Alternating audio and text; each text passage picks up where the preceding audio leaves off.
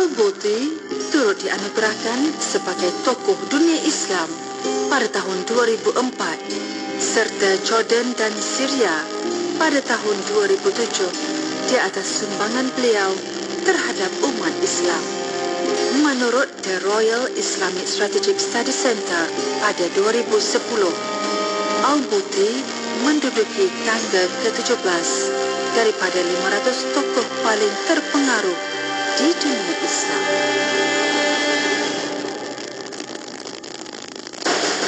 IKIM FM, inspirasi utama anda.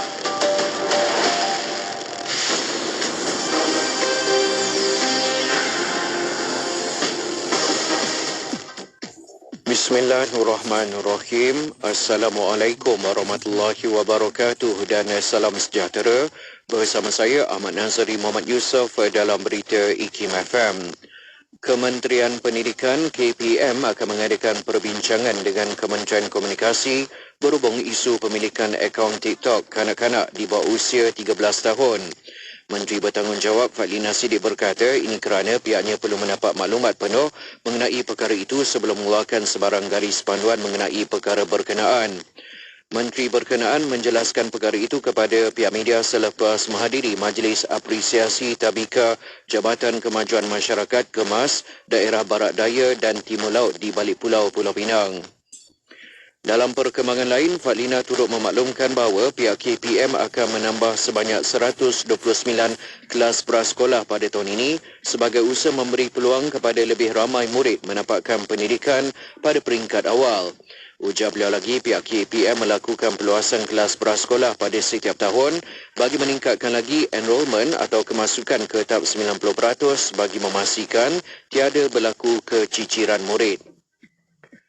Pihak polis menunggu arahan lanjut daripada pihak Jabatan Peguam Negara AGC berhubung siasatan kes buli pelajar di Kolej Melayu Kuala Kangsar MCKK yang dilaporkan berlaku pada bulan September tahun lepas. Mengulas selanjut Ketua Polis Perak Datuk Seri Muhammad Yusri Hassan Basri memaklumkan bahawa pihaknya perlu menunggu arahan daripada AGC sebelum sebarang tindakan diambil terutamanya bagi mendakwa suspek di mahkamah. Datuk Seri Muhammad Yusri menyatakan perkara itu ketika diminta mengulas kenyataan Menteri Pendidikan Fadlina Siddiq yang dilapor sebagai berkata pihaknya sudah selesai menjalankan siasatan berhubung kes dakwaan buli pelajar di MCKK itu. Seramai 60,000 orang direkodkan berkunjung ke muzium di negeri Melaka sepanjang bulan Januari lepas dan jumlah itu dijangka meningkat berganda pada bulan ini berikutan musim cuti akhir persekolahan.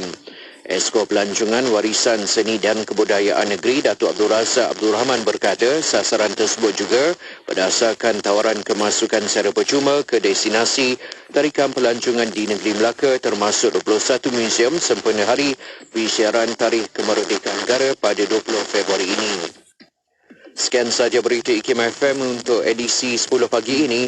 Assalamualaikum warahmatullahi wabarakatuh dan teruskan kesetiaan anda bersama kami semestinya di saluran IKIM FM, inspirasi utama anda. Laporan berita tadi dari sumber bernama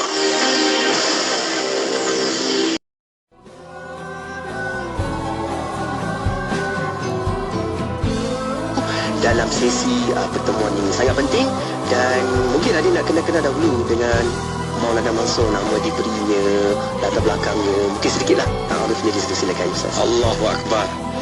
Jadi hamba yang dhaif ni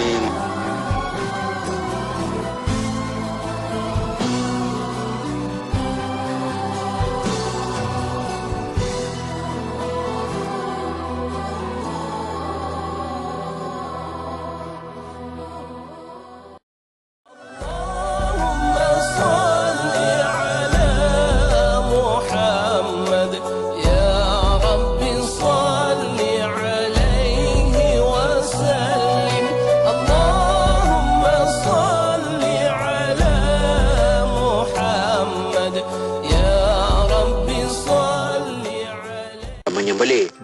Pemantauan telah dijalankan di sekitar Pasar Chowkit, Pasar Jinjang, premis sembelihan di Bandar Salak Selatan dan Bandar Tun Razak. Petikan fakta ini disediakan oleh Seksyen Dokumentasi dan Penerbitan Arkib Negara Malaysia.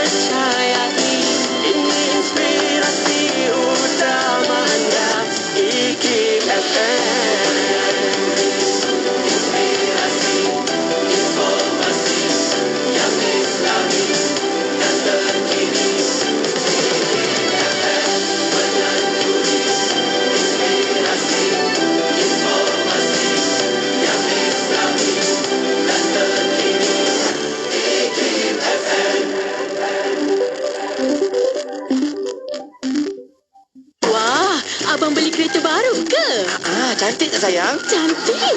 Bolehlah bawa saya dan anak jalan-jalan. Jomlah naik. Abang bawa pergi jalan-jalan nak. Abang, tak perlu pakai tali pinggang kedah ke? Alah, dekat je. Depan tu je. Anak ibu yang cantik ni duduk atas ibu-ibu ya. Pasangkan tali pinggang kedah dan pakaikan kerusi kanak-kanak. Pandu cermat sampai selamat. Pesanan khidmat masyarakat ini dibawakan oleh Jabatan Pengangkutan Jalan. اللهم إنا نجعلك في نحور أعدائنا ونعوذ بك من شرورهم اللهم بدد شملهم وفرق جمعهم وشتت كلماتهم وزلزل أقدامهم وسلط عليهم كلبا من كلابك يا قهار يا جبار يا منتقم يا الله يا الله يا الله اللهم يا منزل الكتاب يا مجري السحاب يا هازم الأحزاب اهزمهم اهزمهم اهزمهم وانصرنا عليهم.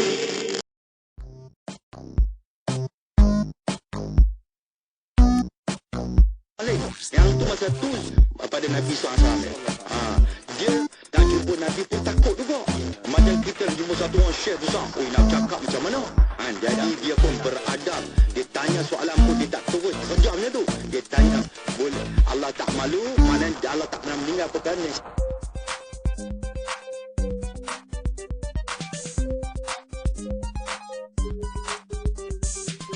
Dia tak boleh laksana.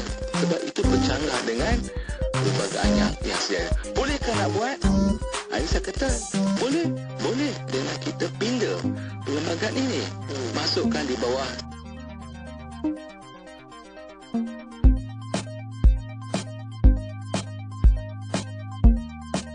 Pun tengok dalam handphone saya ni. Rasa macam tak ada nasyid. Satu dua lagu. Itu belum ada yang belum download lagi yang buat minggu lepas ni. Sebab semua kebanyakan lagu bila mereka minta tu baru dia tahu.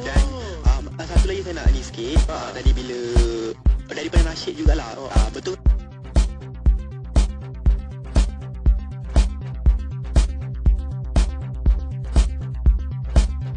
Disebut semayang fardu. Semayang fardu ni bukan hanya semayang 5 waktu. Semayang fardu ni ada 3. Pertama, semayang 5 waktu. Yang kedua, sembahyang nazar yang dinazarkan. Yang ketiga adalah semayang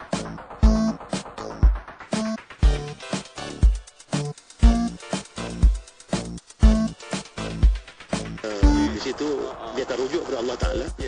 InsyaAllah apapun yang datang pada itu dia akan jadikan sebagai amanah untuk dia tadbir dengan cara yang baik yang akhirnya nanti akan membawa kepada kejayaan. Betul. Itu yang penting. Jadi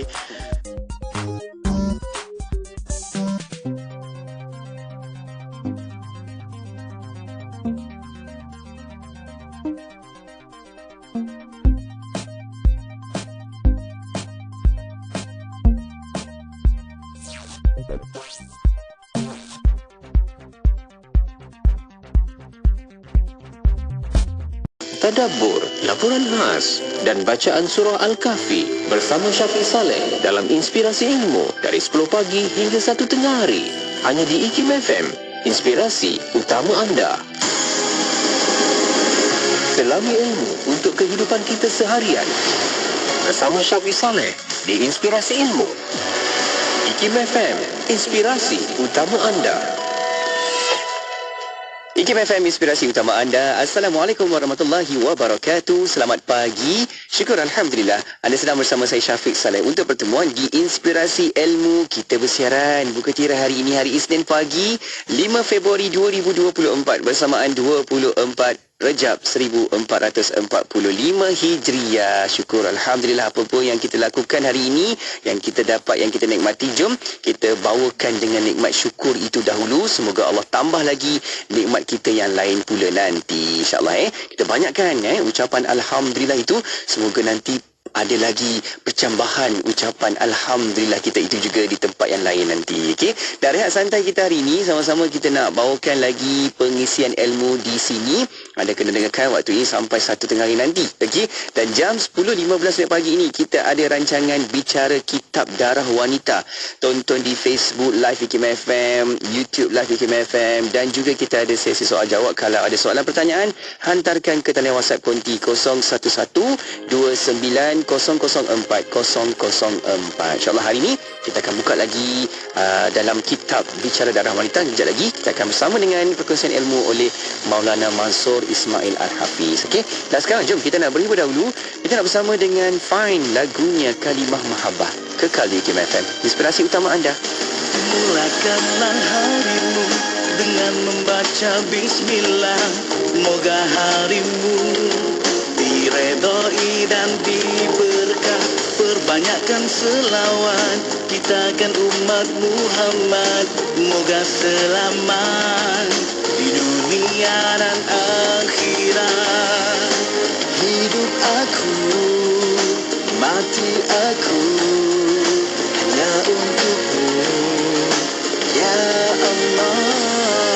Perjalananku dan dakwaku meneruskan perjuangan Rasulullah.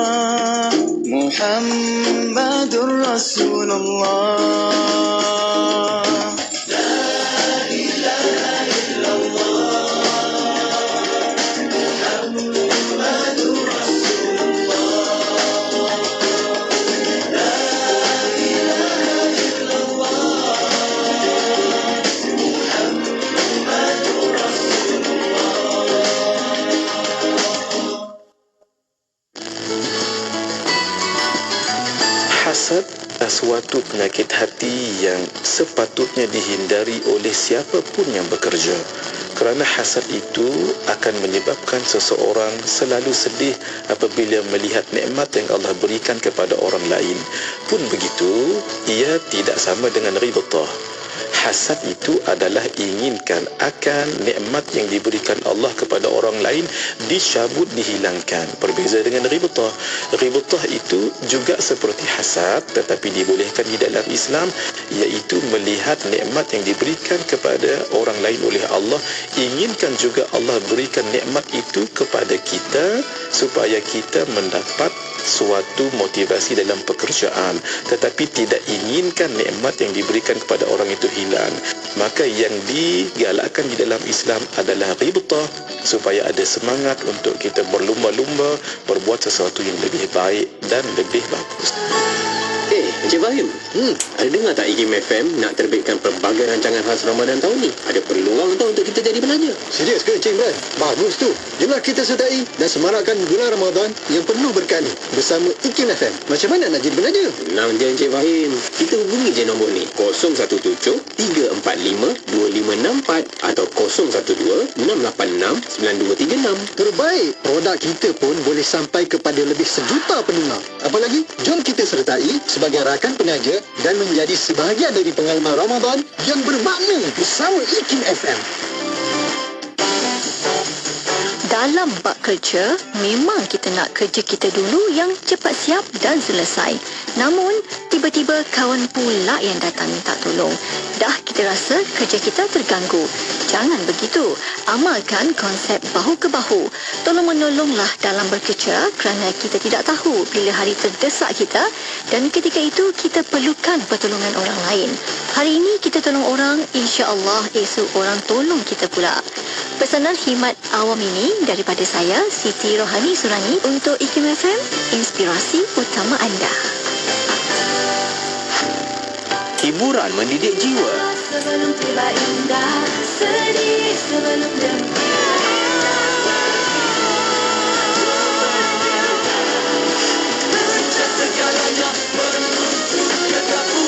Hanya yang terbaik di IKIM FM, inspirasi utama anda. Allahumma salli ala Sayyidina Muhammad wa ala alihi wa sahbihi wa barik wa salim. Assalamualaikum warahmatullahi wabarakatuh. Selamat pagi kepada anda. Saya Syafiq Saleh. Saya bawakan kepada anda menerusi perkongsian di Inspirasi Ilmu. Dan apa khabar untuk anda hari ini? Semoga baik-baik lagi. Dan kita mulakan dengan program kita, kuliah kita pada pagi Isnin ini menerusi bincang-bincang rancangan kita iaitu Bicara Kitab Darah Wanita. Jom sama-sama tonton sekarang di YouTube Live, di Facebook Live untuk sama-sama kita bawakan lagi perkongsian yang bermanfaat ini, okey. Dan dekat Facebook, dekat YouTube itu anda boleh sama-sama juga like, komen, share dan sebarkan sebanyaknya sebab kita nak belajar sama-sama di rancangan ini, okey. Dan kalau ada soalan pertanyaan, boleh hantarkan ke talian WhatsApp konti 0112900404 maupun anda boleh letakkan soalan dan pertanyaan anda di bahagian ruangan komen dekat media sosial Radio IKIM. Okey, terima kasih anda pun mula masuk komen tu. Ada Puan Sabah Siyah Hussein, ada Puan Asma Zuraida. Okay? Ramai lagi yang masuk kat situ. Terima kasih. Dan jom kita nak sama-sama mengalu-alukan kehadiran tetamu tetap kita menerusi rancangan ini, iaitu kita ada Maulana Mansur Ismail Al-Hafiz, merupakan mudir dan juga pensyarah dari Pusat Pengajian Islam Miftahul Ulum Sri Petaling, Kuala Lumpur. Assalamualaikum Maulana. Waalaikumsalam warahmatullahi wabarakatuh. Apa khabar? Baik, alhamdulillah. Sentiasa syukur pada Allah, baik dalam keadaan baik, insya-Allah. Alhamdulillah.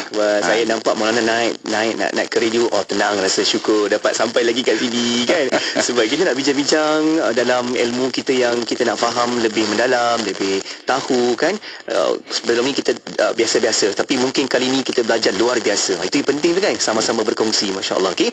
Dan menerusi perkongsian ini macam biasa kita bawakan, ini dia Bicara Kitab Darah Wanita. Yang tengah tonton sekarang boleh tengok kitabnya, Bicara Darah Wanita, di mana kita akan bawa edisi syarahan ini daripada kitab Izalatul Iltibas Syarah Tuhfatul Al-Izzah. Okey, dan kita nak sambung untuk minggu ini membincangkan dalam tajuk Faedah Haid. Okey, muka surat 48.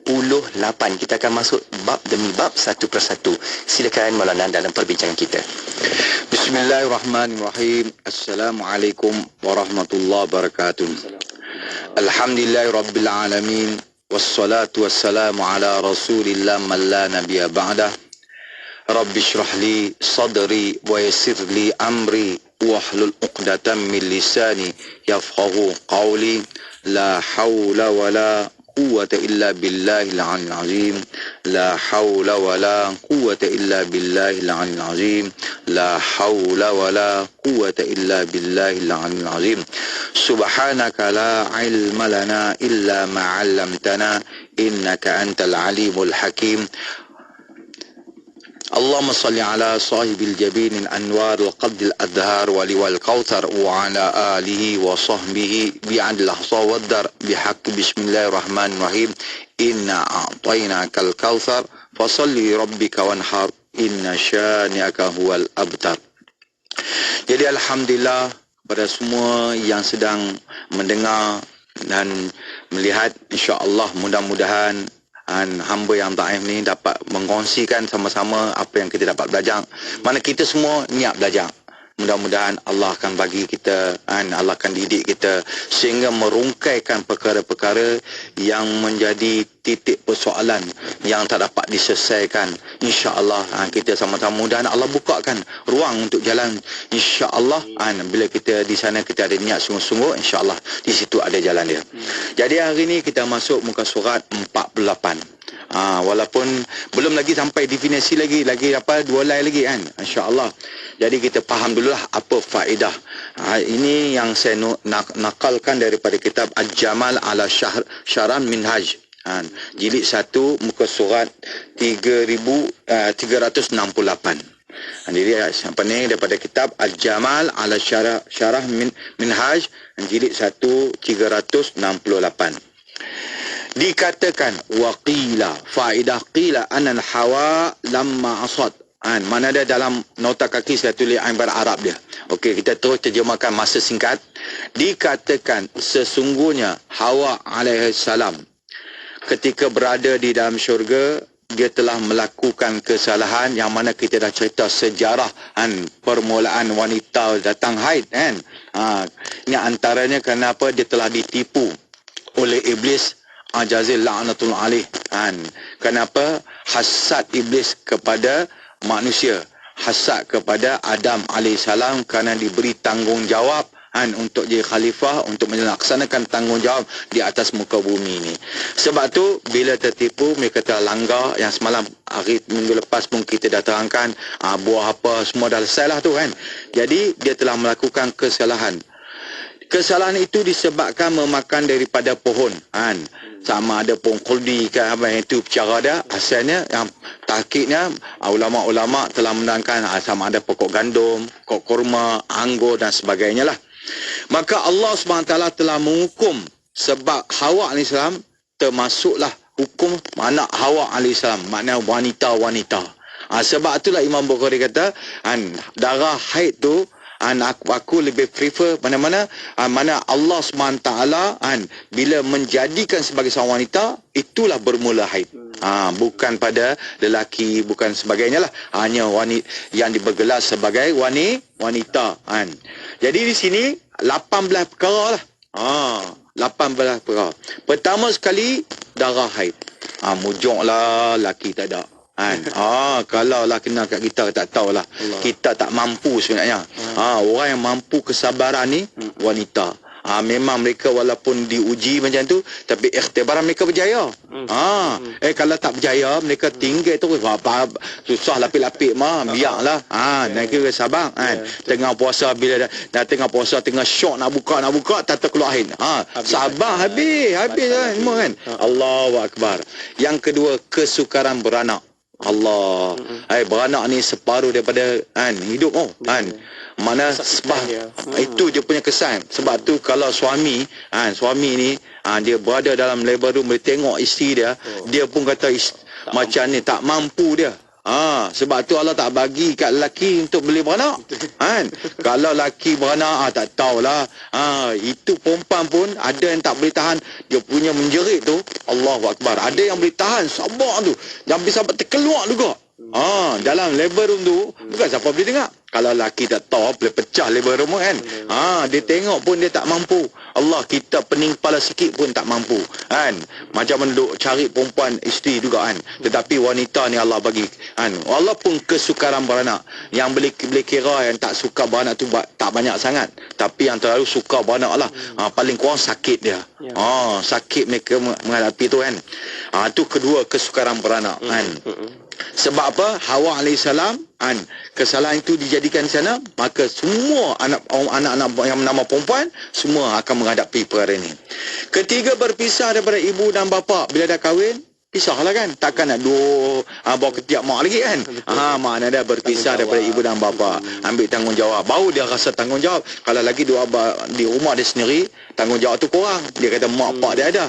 Bila keluar, baru dia akan jadi lebih matang. Lebih matang. Tak kira umur dah berapa, tapi dia bila dah keluar, dia tinggal, dia duduk dengan suami isteri, baru tahu pahit manis semua, baru dia dapat pengalaman dan dia jadi lebih matang. Dewasa, masya-Allah. Allah Akbar. Yang keempat, berkahwin dengan lelaki ajnabi. Makna dia orang perempuan ni, makna ajnabi mana dia tak kenal. Orang ni tak kenal. Mana dia tak kenal seperti ibu dan bapa dia. Tahu mak dia macam mana, mak dia marah pun kalau pujuk peluk dia, habislah mak dia punya marah tu kan. Begitu bapa yang tegas pun.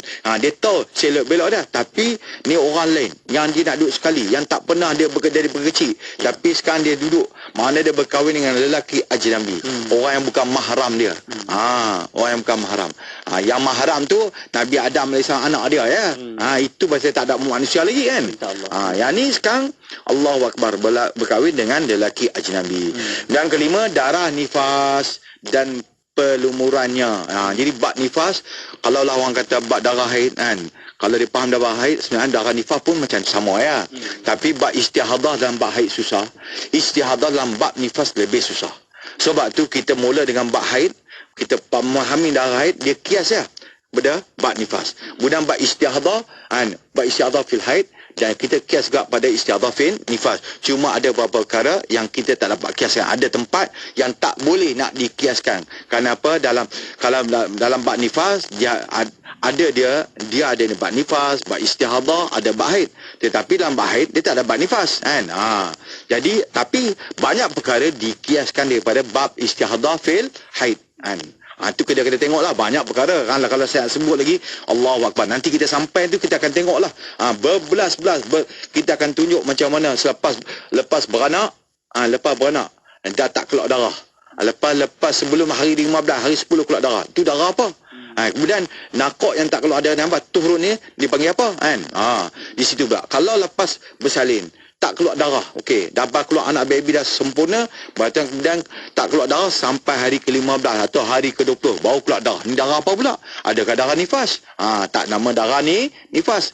Ataupun lepas bersalin, lepas keluar sempurna anak baru keluar darah. Ni darah apa? Darah ni nifas. Nak tukar darah nifas pula, kita kena tengok tempat peranakan dah kosong daripada anak kembar ke, dah kosong atau tidak. Kalau tak ada, baru kira darah ni nifas. Terlalu banyak perbahasan kat situ.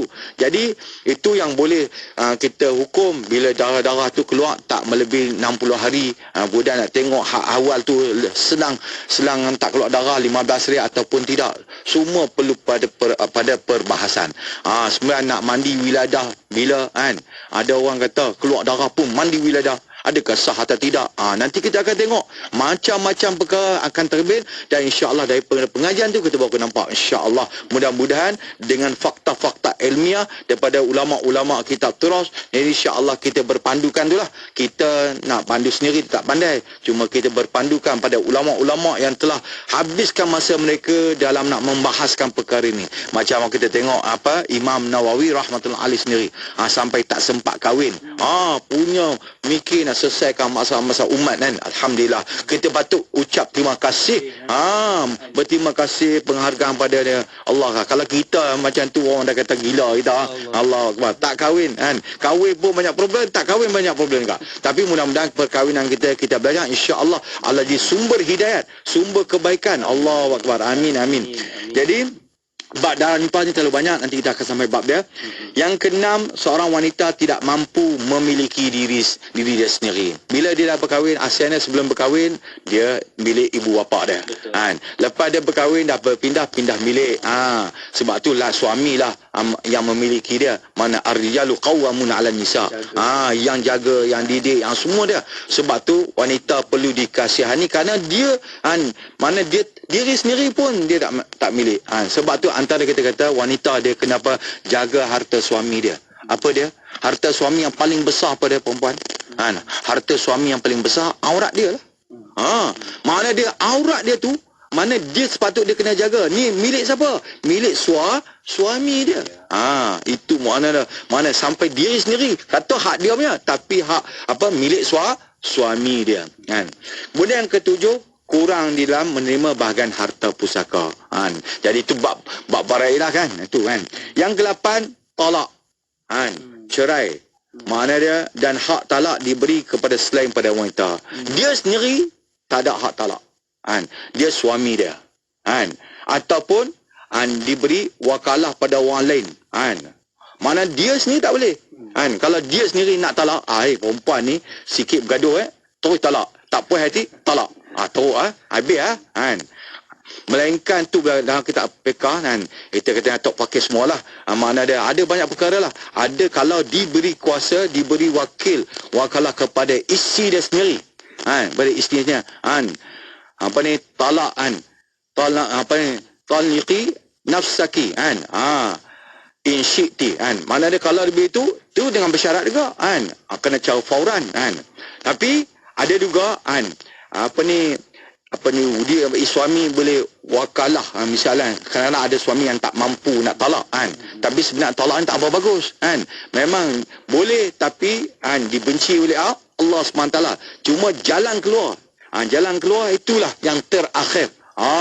Itu pun dalam bila dah talak tu ada peringkat dia 1, 2, 3 itu panjang lebar lah. Mana dia kalau lah satu orang dia bagi dia mewakilkan talak dia kepada orang lain. Misalan selalu bakal isteri kedua. Misalan dia bakal isteri kedua, talak isteri pertama. Dia ada cara dia ataupun wakil pada bakal mak mentua dia ataupun bakal alim. Pernah terjadi satu kisah masa zaman kami belajar. Kita ada muzakarah bab ni lah Jadi kita muzakarah ni kita bacalah satu kisah di zaman khalifah kemudian di situ ada Qadi Abdul Rahman bin Abi Laila rahmatullah alaih. Jadi ada dua orang perempuan datang main mengadu dekat Qadi ni jadi mengadu permasalahan mereka. Bila masuk dah sampai dalam bilik semua jadi Nur Abi Laila ni pun tanyalah, apa hal, ada apa masalah yang dapat saya bantu. Ini cara orang ni, kalau orang tadi orang kecil, apa khabar, apa masalah, bukan terus apa ni yang buat kacau saya tak, datang ada masalah, apa yang dapat saya bantu.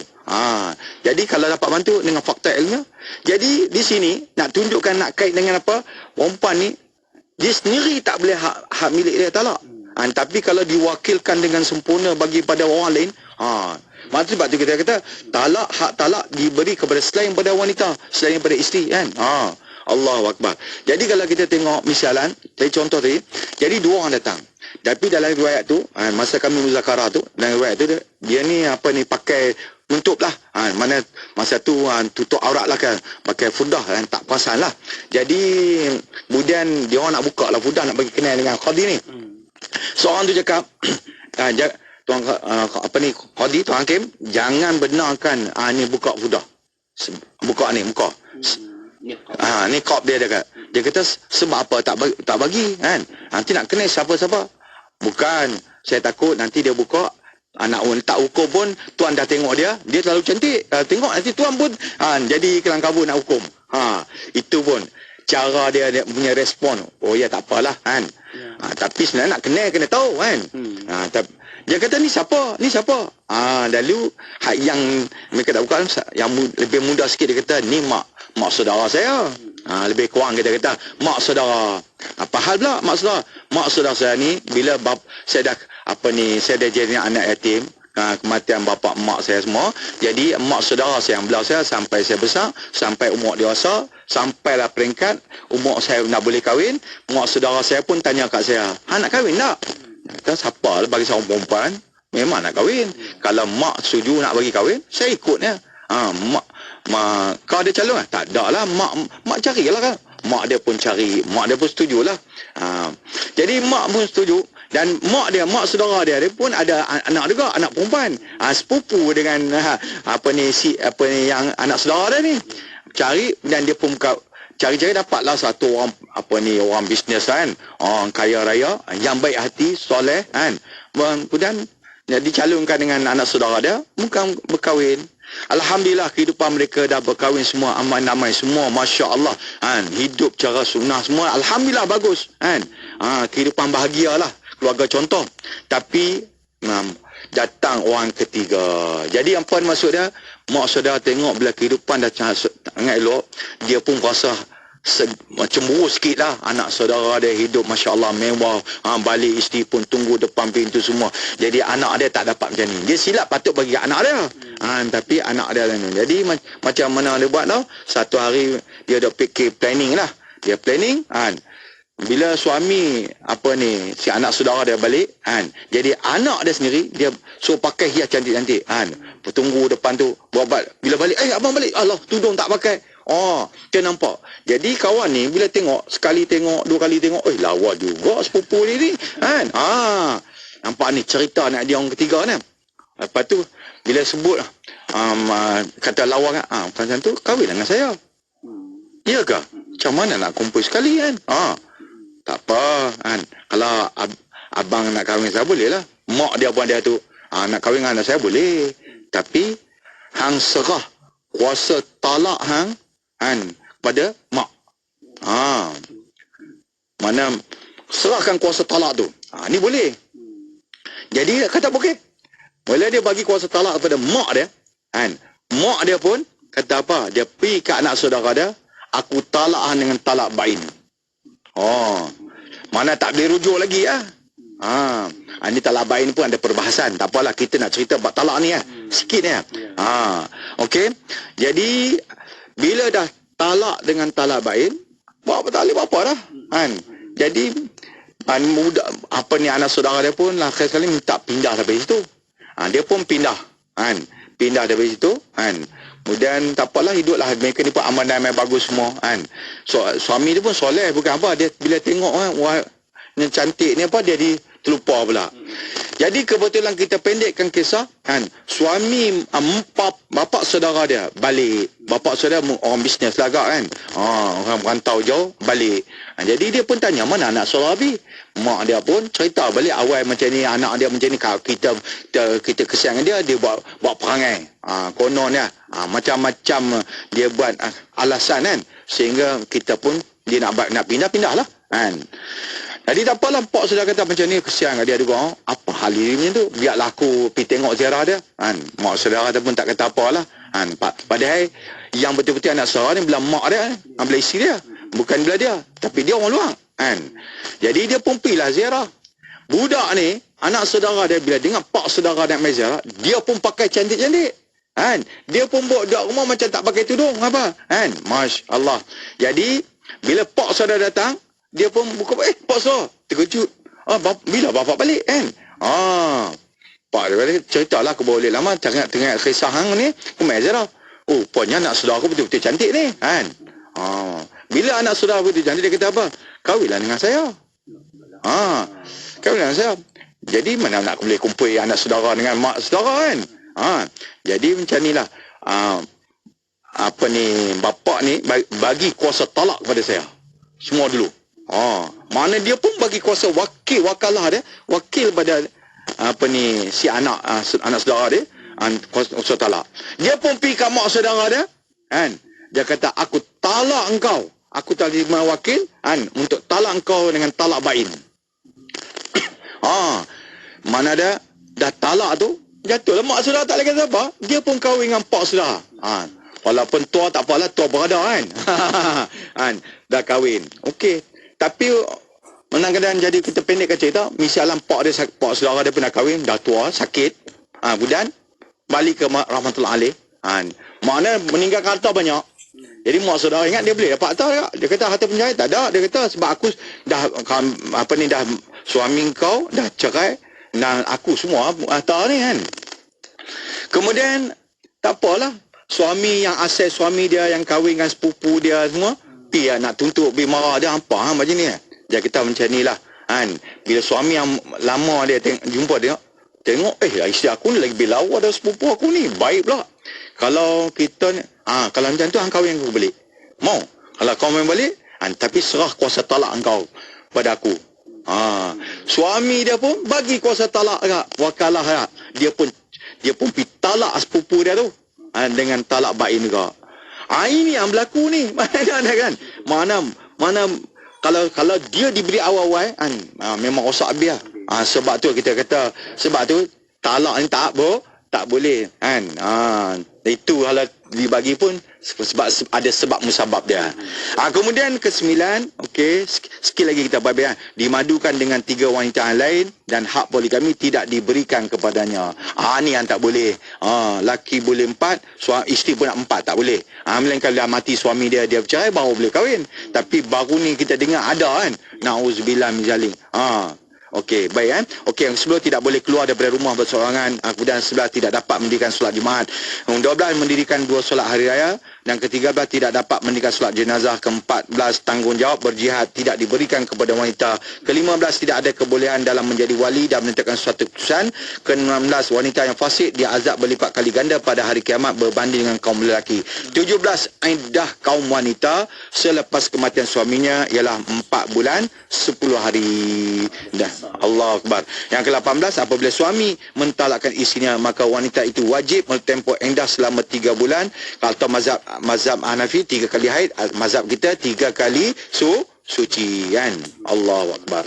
Itu dia kan Maulana, kalau ikutkan di situ ada waktu-waktunya tu. Bila adanya fasa haid itu sebenarnya dia memberikan satu ruang dan kitaran yang sebaiknya untuk wanita itu sendiri kan. Masya Allah. Okey, kita nak berehat seketika dan akan kembali lagi selepas ini untuk kita bincangkan lagi menerusi bicara kita pada hari ini, iaitu faedah haid. Dan anda terus kekal berada dalam platform online kita di Facebook, di YouTube. Kita akan sambung lagi pengajian kita selepas ini. Okey, untuk anda jangan ke mana-mana, kekal bersama IKIM FM, inspirasi utama anda. Masjid Putra. Masjid Putra didirikan pada 22 Zulkaidah 1419 Hijrah bersamaan 9 Mac 1999. Ia menjadi mercu tanda wilayah Persekutuan Putrajaya. Masjid ini dinamakan Masjid Putra sempena Perdana Menteri Malaysia yang pertama, almarhum Tunku Abdul Rahman Putra Al-Haj. Kedudukan masjid ini bersebelahan dengan dataran Putra dan bertentangan dengan blok Perdana Putra. Dari arah masjid ini dapat dilihat pemandangan indah Tasik Putra dan kawasan sekitarnya. Sebahagian besar kawasan masjid dikelilingi oleh tasik, menjadikan masjid ini kelihatan terapung-apung di atas air seperti Masjid Tengku Tengah Zahra di Terengganu dan Masjid Tanjung Bunga di Pulau Pinang. Bezanya, kedua-dua masjid ini dibina berhampiran dengan laut, manakala Masjid Putra dikelilingi oleh tasik. Konsep reka bentuk Masjid Putra ini berdasarkan kepada seni bina Parsi zaman Kerajaan Safawi. Seni bina dan reka bentuk kubahnya menonjolkan ciri-ciri masjid tradisi yang mudah dilihat di Timur Asia. Ketinggian keseluruhan masjid ini menyamai bangunan 21 tingkat. Ia terdiri daripada 4 aras termasuk bumbung yang mempunyai fungsi masing-masing. Dewan Solat Utama boleh memuatkan bilangan jemaah seramai 8,000 orang pada satu masa. Pintu masuknya mempunyai reka bentuk berdasarkan struktur binaan di Isfahan. Puncak kubah dihiasi dengan mercu tajam yang mengarah ke langit. Dewan Solat Wanita berada di arah satu yang boleh menampung seramai 2,000 jemaah. Uniknya, kubah Masjid Putra berwarna merah jambu dan reka bentuknya berasaskan arabes, iaitu ukiran berkonsepkan tumbuhan seperti yang terdapat pada kubah-kubah masjid di Mesir. Ukiran dan hiasan dalaman kubah dan masjid ini pada keseluruhannya diilhamkan berdasarkan seni ukir tempatan. Selain daripada kubah yang menjadi tarikan pada Masjid Putra ini, bahan daripada kayu cengal yang menjadi pilihan untuk pintu, jerejak dan pemidang pada masjid ini telah berjaya menghidupkan seni ukir Melayu berteraskan ajaran Islam yang menonjolkan semangat persaudaraan dan keharmonian sesama insan. Tidak kira di mana jua, kami sentiasa bersama anda. IKIM FM, inspirasi utama anda. Allahumma salli ala Sayyidina Muhammad wa ala alihi wa sahbihi wa barik wa salim. Syukur kita kembali bersama pertemuan di dalam rancangan Bicara Kitab Darah Wanita bersama-sama dengan Maulana Mansur Ismail Al-Hafiz, merupakan pensyarah dan juga mudir Pusat Pengajian Islam Miftahul Ulum Seri Petaling Kuala Lumpur. Dan kita buka lagi dalam kitab ini untuk kita terus nak bincang-bincangkan tentang tajuk kita hari ini, faedah haid. Dan kita akan sambung Maulana untuk bab yang berikutnya. Mungkin kita nak kenal dengan perkataan sinonim bagi haid dalam kitab-kitab Arab itu. Silakan Maulana. Bismillahirrahmanirrahim. Muka surat 50. Perkataan-perkataan sinonim bagi haid. Terdapat 10 lafaz masyhur di kalangan masyarakat Arab yang sinonim dengan haid, bahkan ada yang mengatakan ia menjangkau 15 lafaz. Kalau kita buka Matan Zubair bin Ruslan, ada kat sana lah. Tapi kita bicara untuk beberapa perkara lah, nama yang sinonim, mana yang seerti sama dengan dia. Ya. Jadi kalau kita tengok macam bahasa Melayu pun ada juga. Datang bulan, kan? Apa ni yang kata haid, datang bulan, uzur, udan ABC, Allah bagi cuti, macam-macam lah. Mengikut ni bahasa Arab pun macam tu lagi, kerana bahasa Arab lebih luas. Antara yang kita selalu sebut haid lah kan. Tetapi dia ada yang sinonim dengan dia, dhahkun, tomsun, ikbarun, i'sarun, dirasun, irakun, nifasun. Ni nama-nama yang sinonim yang selalu ada, selalu disebut. Sebenarnya kita tengok nama-nama ni, sebenarnya ini sebagai luah juga bahasa, supaya apa kita kaya dengan bahasa. Sebagian bahasa kita sikit sangat. Ada bahasa yang apa, orang kata bahasa yang seerti, tapi menggunakan perkataan yang berbeza. Ada perkataan yang satu tapi makna dia banyak. Pun ada juga. Macam ni kita tengok, nanti kita akan sebut tak semua, tapi dalil dia semua ada dalam bawah tu. Ada faedah daripada kitab An-Nibras, ada daripada kitab Turas yang lain ada. Tapi dia datang dengan lafaz syair, boleh baca sendiri oleh kerana masa terhad kan. Jadi kita tengok itu kan, mana dia saya dah bacakan. Jadi saya ambil contoh satu. Dhahkun. Kalau dhahkun ni kita belajar bahasa, dalam bahasa kamus kita tengok ketawa.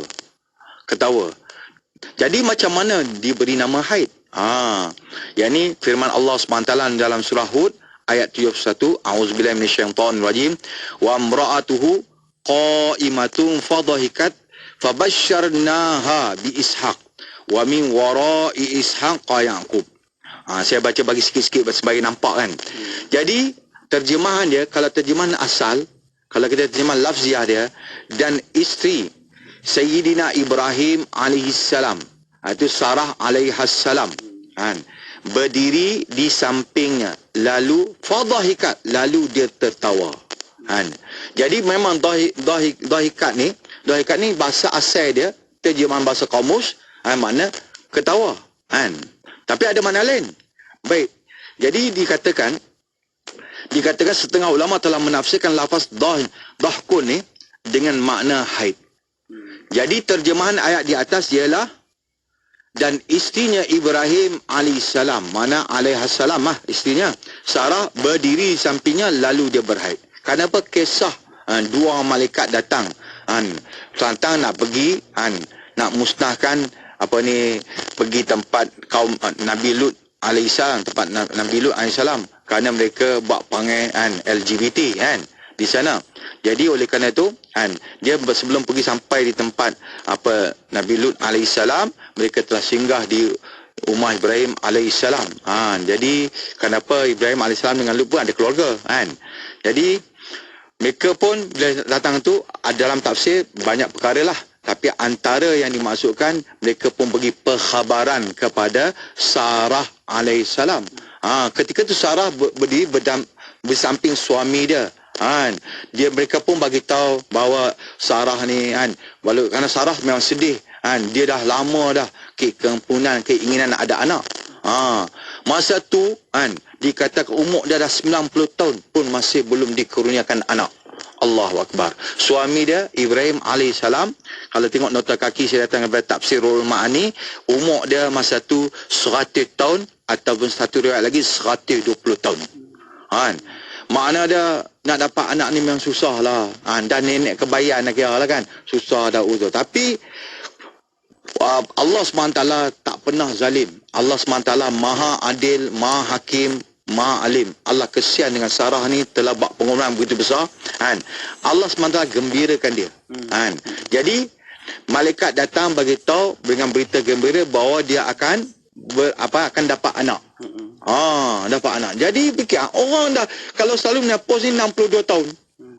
Lepas tu dah 90 tahun ni, mana dah nak dapat anak pun bahasa tak sonok lah kan. Allahu Akbar. Tapi Allah bagi tahu dia akan dapat anak. Ishak, kemudian lepas Ishak, lepas Yakub tu semualah kan.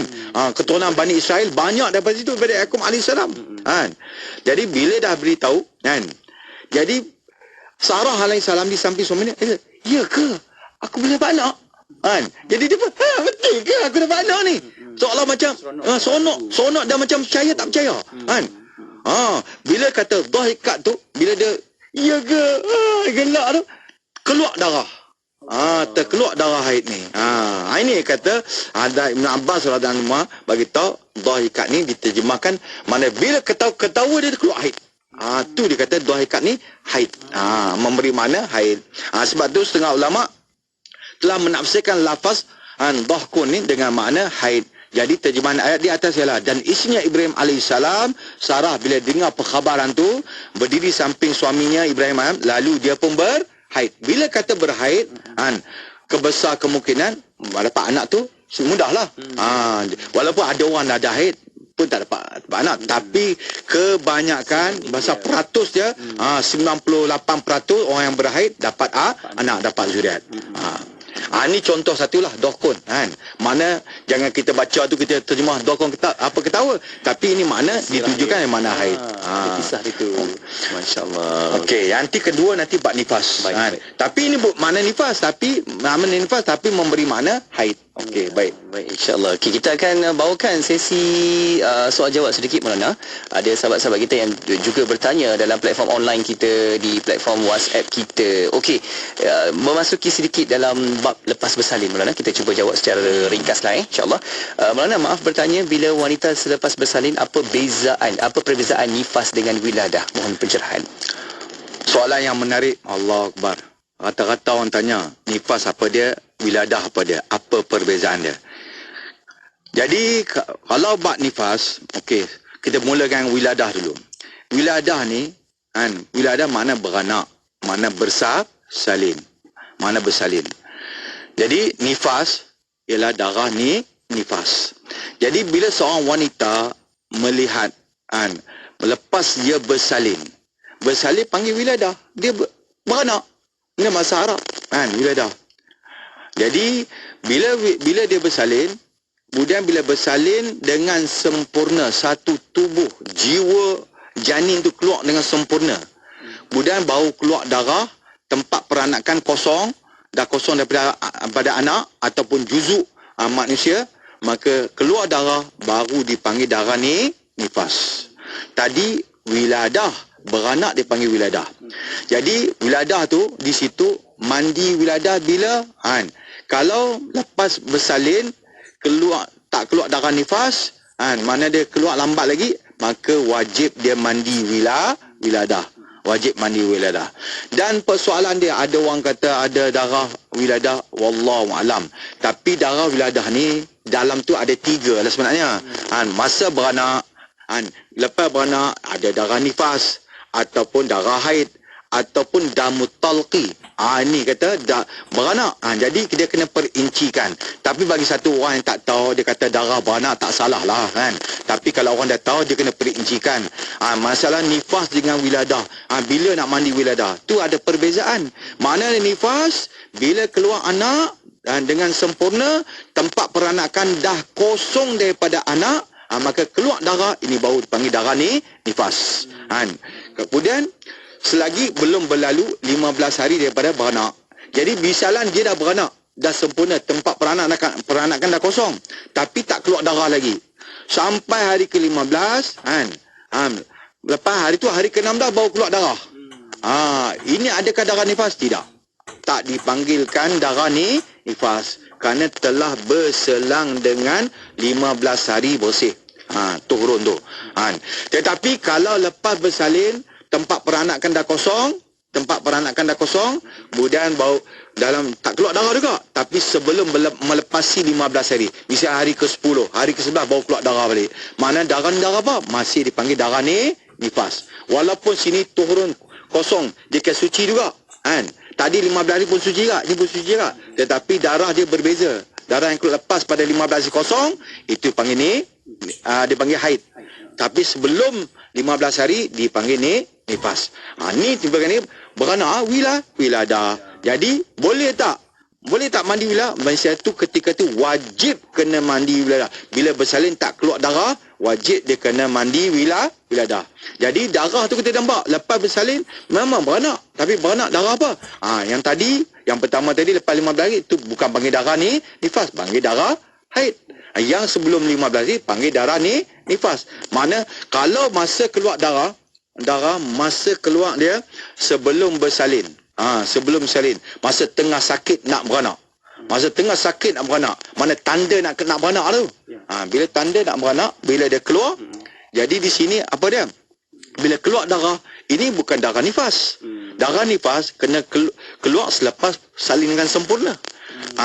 Jadi ni panggil apa? Ni panggil damut talqi, darah sakit nak beranak. Jadi darah sakit dan beranak ni dipanggil darah rosak ataupun di bawah bab istihadah, bukan di bawah 7 pembahagian, di bawah bab darah rosak. Mana dia kalaulah masuk waktu semayang, maka dia wajib kena solat. Cuma cara nak solat macam mana nanti datang ke depan lah.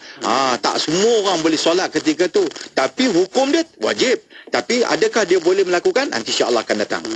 Okey, baik, sedikit tambahan maklumat berkaitan dengan nifas ni. Ada sahabat kita Muna Ismail bertanya, Ustaz, kalau keguguran dan telah gugur atau dicuci darah yang keluar itu dipanggil darah nifas juga ke macam mana? Sebenarnya wanita yang keguguran dia juga dipanggil beranak. Cuma dia gugur. Kalau tak gugur, mana bakal jadi bayi. Jadi maknanya bakal jadi bayi ataupun jadi bayi, kalau dia berkeluar nama beranak. Jadi darah dia pun sama. Kalau keluar selepas bersalin, mana keguguran, lepas tu dah suci, tempat peranakan dah kosong, mana keluar darah, dia panggil darah ni nifas juga. Mana hukum sama. Mana cuma orang ni beza dia gugur, ini tak gugur. Tapi nama beranak juga. Ini kalau tak apa ni dia kira bakal jadi bayi. Jadi tak ada beza pun. Cuma itulah kita tengok hukum tetap darah nifas. Tapi syarat tempat peranakan tu kosong daripada juzuk-juzuk bayi. Kalau beranak misalnya patah putus kaki, bidan tarik ke, nurse cari tarik hentak juga, putus kaki dalam tu. Jadi darah keluar bukan nama darah nifas. Kenapa? Juzuk yang ada tu masih ada juzuk daripada budak tu, bayi. Itu semua tak boleh, tangan ke kaki ke, melainkan masyimah, uri. Tarik-tarik terputus uri dalam tu, keluar darah, ni darah nifas. Sebab uri ni bukan daripada juzuk, mana dia takkan disimpan. Kalau keluar pun akan ditanam. Allah. Baik, okey, Maulana. Satu lagi soalan kita dapatkan di talian WhatsApp konti. Maulana, saya ingin bertanya tentang iddah bagi wanita kematian suami yang telah putus haid. Wanita yang telah putus haid, ada kitab menyatakan 3 bulan qamariyah. Ingin penjelasan Maulana. Jadi ini pun lagi akan datang, saya detailkan di sanalah. Wanita yang kematian suami makna dia 3 bulan hijri. Betul lah tu, 3 bulan hijri. Melainkan kalau dia di sana, dia mengandung ke, dia mengandung, bila lepas dia bersalin, walaupun hari ni suami meninggal, besok dia bersalin. Besok dia bersalin, mana dia kira dah habis iddah dia. Dah habis iddah dia. Itu tapi lain-lain tu detail nanti dalam bab ni ada banyak perkara lagi lah. Orang yang kematian